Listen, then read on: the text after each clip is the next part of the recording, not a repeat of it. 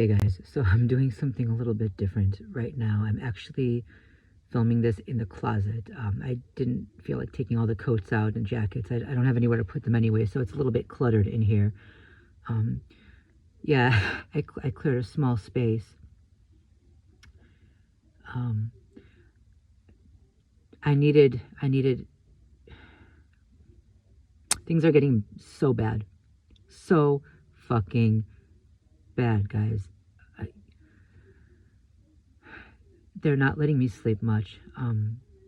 There's pounding during the day, which, you know, for years they've brushed off as construction, and they're still doing that now. So I can't do much about that. At night, what they'll do is it'll be quiet, and then they'll just drop something on their floor, right, our ceiling. And again, it sounds like dropping something hard on concrete, and it'll wake me up. Or if I'm falling asleep, it'll kind of jolt me back awake. They'll do that like as soon as I almost fall asleep. Then it'll just be a loud pound, and then it stops. So they're not letting me sleep much. And two, it's just to let me know that they're still there. You know, just there and fucking with me, right? And that there's not a damn thing I can do about it.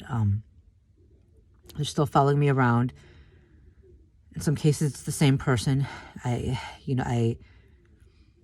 have this one guy, you know, he's got access to the building, and he'll come by and, you know, he'll mumble something under his breath. And since he's wearing a mask, you know, I can't even say he said anything. I can't prove he said anything.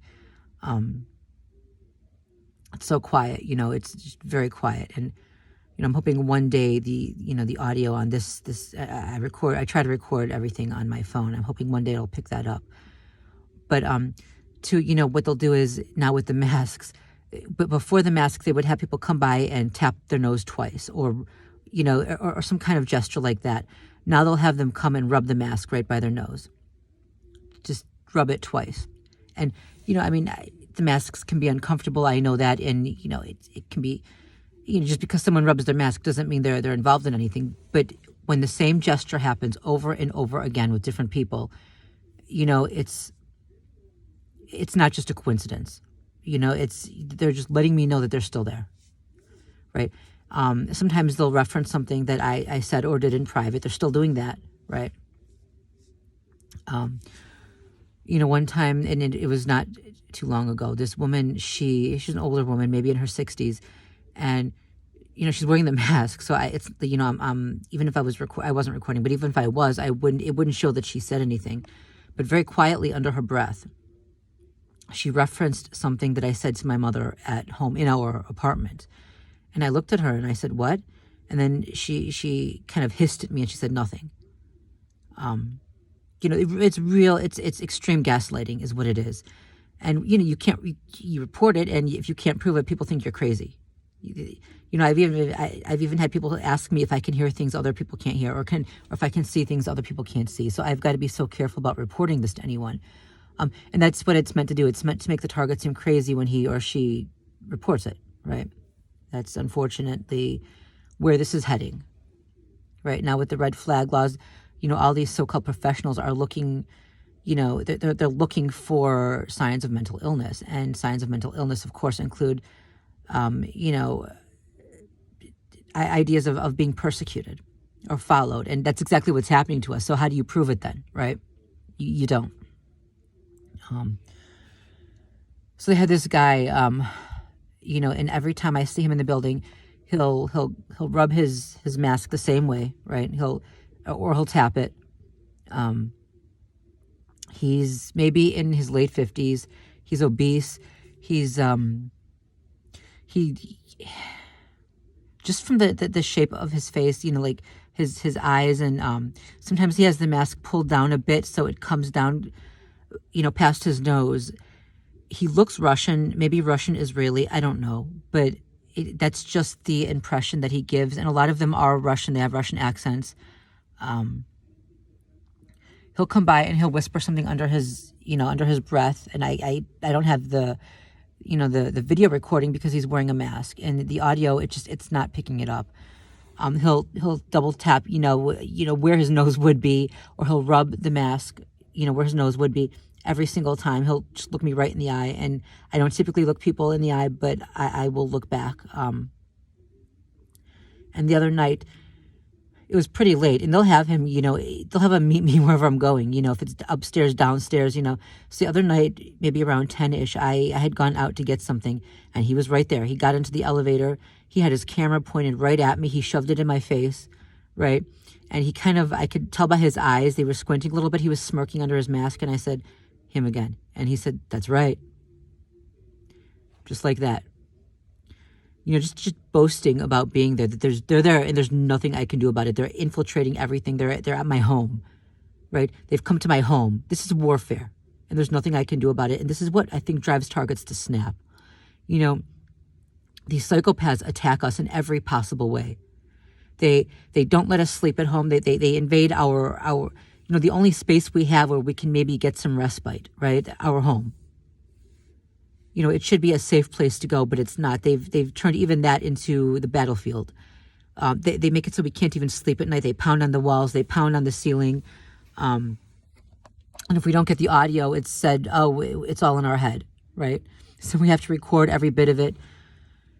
They have, they prank call. They fuck with our accounts online. They follow us around outside and from store to store, from location to location, lying about us, slandering us, having security follow us around. We'll never know what we did wrong because they never tell us, right?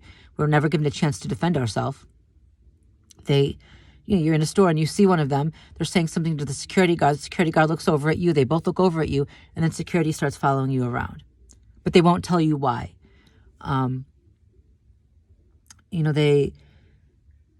They still have people repeat things that I said or did in private. They'll come, and it's not something that could apply to anybody. It's not like it's something out of modern culture, right? It's very personal things that they shouldn't know, and they'll have them repeat that either under their breath as they pass me, or they'll be standing behind me in line somewhere, and they'll have a conversation repeating literally everything. They'll almost repeat verbatim something I said to a friend of mine or to my mother in our apartment, or they'll repeat something that I did at home. If maybe I dropped a can of peas in the kitchen, they'll talk about how, oh, how these clumsy people, they drop everything. You can't even give them a can of peas or they'll drop it. Things like that. It's meant to show you that they're watching you in private. And today I went out, and of course, as I left, the Russian guy came right into the elevator after me because they knew that this was going to provoke me right from the start. He was the last person I wanted to see, and of course, I could tell by the squint in his eyes, he was grinning under that goddamn mask. Kind of looked over at me and puffed up his chest a little bit. It's a sign of dominance, of conquest. I was literally digging my nails into my palms of my hands to try to control myself, right? So okay, I leave the building. I had to make a few stops. I had to go to the currency exchange. I had to go to a few different stores, and finally at the last store, I was in line, and so this couple, it was a man and a woman, and they weren't following behind me. What they would do is they would follow me around the store, but I would go down one aisle, they would go down the other end of it and meet me head on, come towards me. And they just kept doing that the entire time. One got behind me then in line, and then behind the woman was a Russian man. Now, he didn't speak, so how do I know he was Russian? I'm profiling now. I could tell by their face, okay? And I know that sounds horrible, doesn't it? And given that I've been a human rights activist, for my entire adult life, I almost feel dirty for saying this, but I'm profiling now, and I think a lot of these psychopaths, they hated us for being human rights activists, and they wanted to destroy, the so-called SJW crowd. They're going to get their way, but they won't enjoy their victory, because once our tolerance is disintegrated, is just obliterated, what happens to them? Because they're the ones attacking us. Oh shit. Sorry, I'm gonna have to restart this video, or just put two together. I don't want to restart it. I'm just gonna. I accidentally clicked the camera off. Anyway, right. So I'm standing in line at the store, and a few people down, there's this guy. He's Russian, and he stands there mimicking things I did in the apartment, sitting at my computer, my gestures. I was listening to music, and I was kind of dancing around, not dancing because I was sitting down, but I was moving around a little bit. He mimicked my exact gestures, my exact movements. They played the song that I had been playing. You know, in the store, they played the song that I had been playing, and he was mimicking me, dancing around to it the same way I did when I was sitting at my computer. Just, you know, this is the kind of shit that they do. And that's after, you know, this morning where the Russian guy gets out of the elevator and kind of, you know, gloats that he's still there. There's nothing I can do about it. They want violence. Violence is what they want.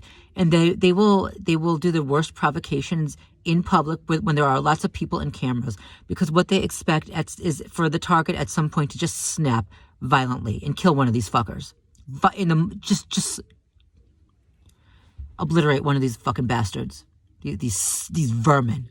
They expect the target to snap. And, you know, even if the target can't succeed at killing one of the stalkers, the target's going to be destroyed, right? You know, other people might pull him off, or her, right? The cops are going to come, and that's it for the target. That's what these sick fucks want. Or, you know, like the mass shooters who said they were being followed. They said they were being watched in private. They said, you know, what they were complaining about is what is modern day Zerzetzung, or this is what we call gang stalking. It's not the original term. We don't know what the original term is, but what they were complaining about, this is what it is. And it's meant to drive the targets to complete breakdown, because this is war. You're being attacked in every possible way. You're being followed. You're being hunted. You're being stalked. You know, your accounts are being hacked. You're getting prank calls. People are running up and slamming your door and running off at home. People are pounding on the walls and the ceiling. They're shining lights into your window. If you're on a lower floor, they're shining lights into your window. They're following you around, reporting you to security, having security called on you. They're having people repeat things you said and did in private. They're trying to show you you're being watched in private. I mean, it's enough to drive you literally to want to rip right out of your skin. But you can't do anything because they're in a group. You're alone. You know, you can't fight back because a lot of the attacks are in public. What are you going to do? How are you going to prove that they did anything? You know, whatever conversation they're having, to anybody else, it'll sound like a benign conversation. How can you prove that it isn't? Right? How can you prove that the guy making these gestures or engaging in these mannerisms or dancing around is copying something you said or did at home? How can you prove? You can't prove it.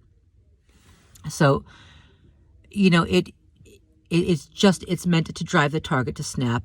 And if the target doesn't snap at that point, he's going to hold it in and hold it in and hold it in. And it becomes like, I've used this analogy before. You take a pot or a kettle and close up all the vents and put water in it and then put it over heat, right? And keep turning the heat up, right? The pot's going to get hotter. The water's going to get hotter and hotter and hotter. It's going to start to boil. The kettle's going to start to shake and shake and shake and shake some more.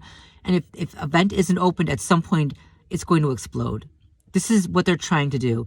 They force the target to take it and take it and take it, and they rub it in your face, and they stomp on you and they rub it in your face more, and they try to provoke you to violence, knowing that you can't attack because you're in public and there's no way you can prove what they're doing to you.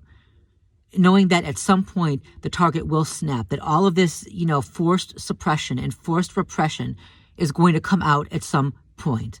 And when the target snaps, it'll be the most violent fucking thing anyone has ever fucking seen. That's what they expect. Right? So you end up with the mass shooters. And worse. I've heard of people hacking off other people's heads with it was years ago, I think some guy chopped off someone's head with a machete. I don't know. You hear this crazy shit, people snapping and ripping people's flesh off. Well, there's a reason for that. Zerzetzung. This sick type of warfare is being waged on people until they just fucking snap. You can't hold it in anymore. That's what they're looking for.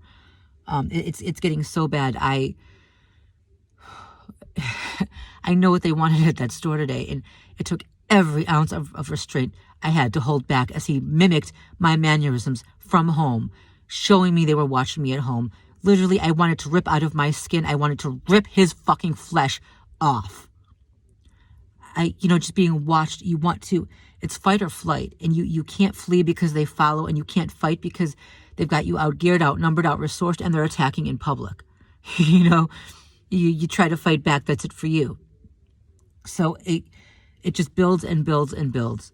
And you just, a few nights ago, I was having flashbacks of some really bad things that happened, and I ended up just screaming. I was in bed, and they had pounded on the wall for the umpteenth time, and I mean, not the wall, but the ceiling above us. And every time I tried to fall asleep, they would do that, and then I started having flashbacks, and the flashbacks were just driving me to, I almost left marks on my forehead because I just hit myself in the head. I hit the wall just as hard as I could. I was punching the pillows. I screamed. It was like a primal scream. Because you can't fucking fight back. It's like these vermin. It's like being swarmed by vermin, and all you can do is swat at them. But there are so many, you can't stop them, and they fucking, these sick fucks, they attack from a distance, and they run back into the shadows. So you can't fight them. All you can do is swing at the fucking shadows, and you almost want to fucking claw your own skin off, and they know that. They fucking know it, and they fucking enjoy it. I know that this is a psyop. I know that they're not just Russian. I know our own government is involved in this. But you know what? The average citizens who go along with it, at some point they do realize that what they're doing is bad, that they're hurting people, and they don't fucking care. They don't give a damn. They don't give a damn. They fucking like it. They like being in a group gathered against some lone target who can't fight back. Right? It makes them feel good. It gives them a sense of power, of community, of, it's this primal instinct to run with the pack. And since it's against someone who's alone when they're in a group, they get all the thrill of the hunt without any risk to themselves. They fucking love it. And they'll tell themselves any lie it takes in order for them to justify in their own mind what they're doing, and then to justify it to other people. That's where the slander comes in. They need some justification for what they're going along with.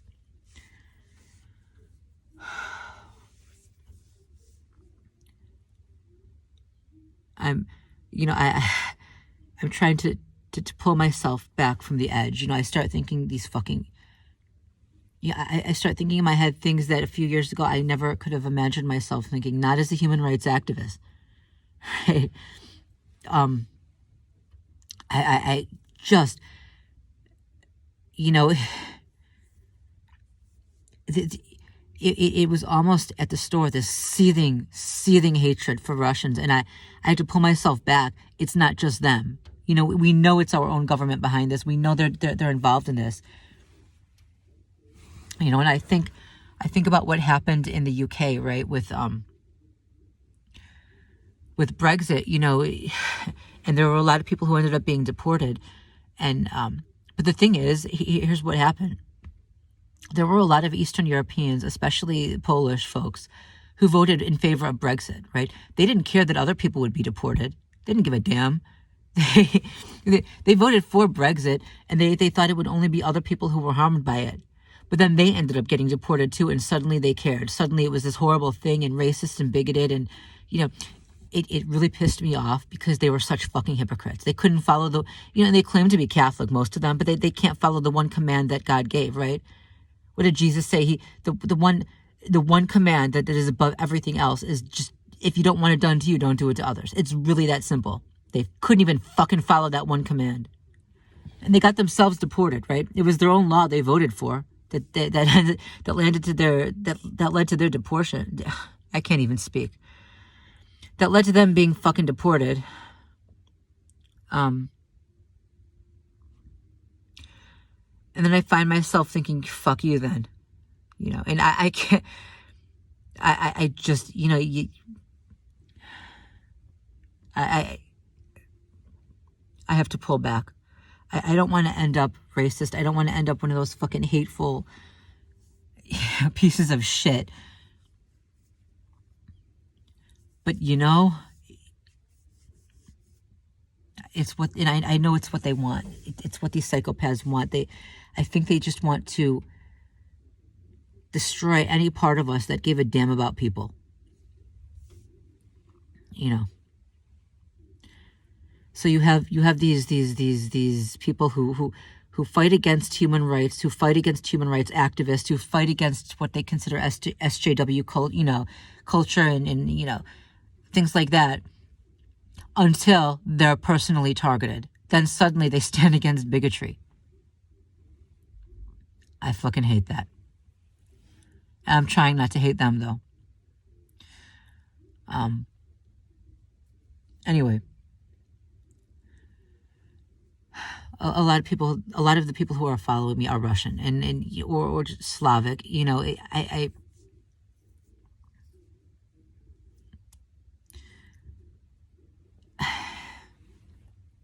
got to pull back over and over and over again. I got to remember who I was, right? I was a human rights activist. I fought for human rights. I didn't fight against them. I didn't profile.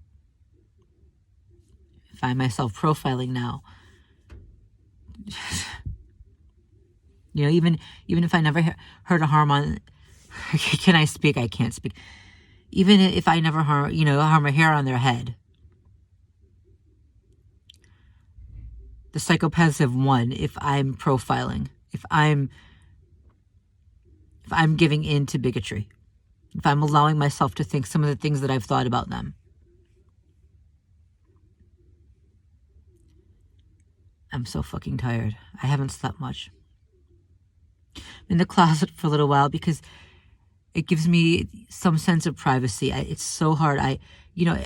I've told people before, I believe I have autism, and I hate being watched. I've always hated being looked at, and this is a nightmare for me. Sometimes I just want to rip out of my own fucking skin, and then I have to shut off and forget everything is happening. It's the only way I can exist. If I just shut the fuck off and forget things for a while, but you can never really forget,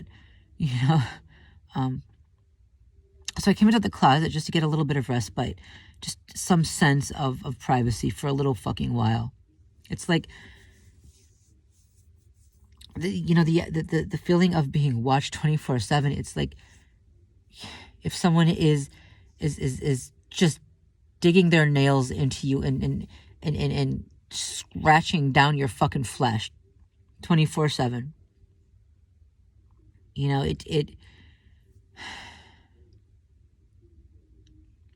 I needed a little fucking break. So how pathetic is this, right? Recording from the closet. Anyway, I'm gonna cut this short now because I think I'm just babbling, fucking babbling.